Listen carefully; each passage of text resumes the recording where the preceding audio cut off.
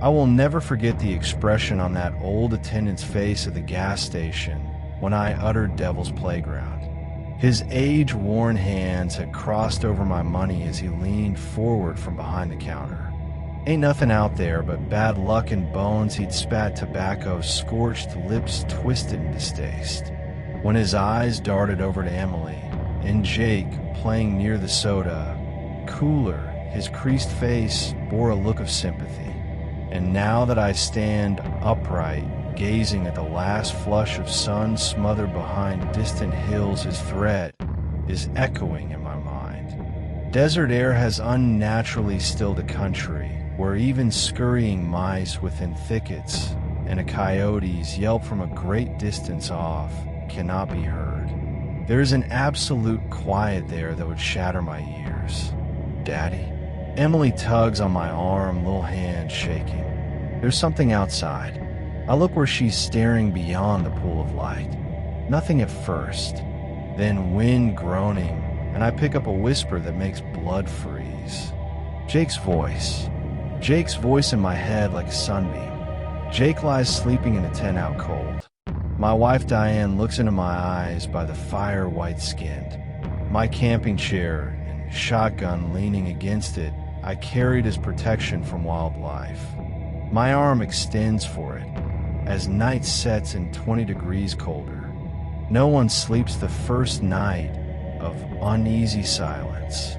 Jake is lost on the second night. One moment he's lying in his bedroll.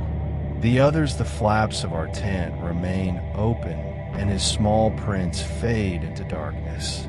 We follow down their beam of flashlights, giving us irregular paths of uncertainty and darkness. The prints move off and surety away from base. Then they're vanished. No scratch marks, no hint of struggle. Empty sand such as whatever it was that consumed my boys sucked up in one gulp of shadow into the black distance. And the screaming inside the tent where Emily sleeps. We run back to find her balling up in a corner, fists, clenched hair tied around them. And in front of her stands Jake. But it's not Jake. Its head belongs to my son. Its head is turned at an entirely impossible angle.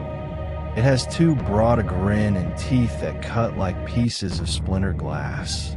It speaks with its voice when it does, so a gentle Jake voice intertwined with something primordial and age-old.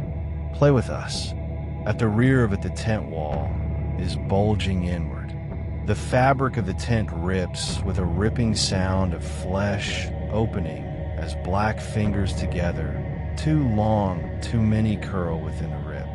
I grab a shotgun. Diane picks up Emily. We run. The truck won't start. Keys are nowhere to be found. Behind us, the empty voice whines. Mommy? I'm afraid. Slowly, I turn the freeze congealing on my eyes. The face grinning in the blackness is the one that is Jake's on. Its jaws in open like a python's.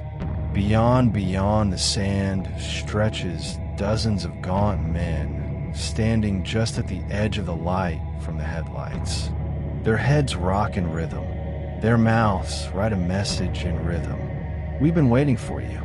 The search team found our discarded camp 3 days later. They picked up the camera from the sand. My last video features me with my face full of terror. I have something with my face that's imposing long fingers onto the glass at my back. If you're reading these words, do what I instructed you to do.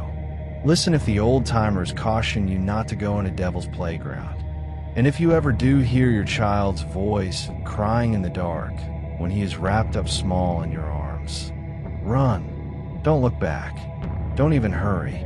Because the things out there don't just want to kill you. They want to beat you down. And they're getting better at it night after night.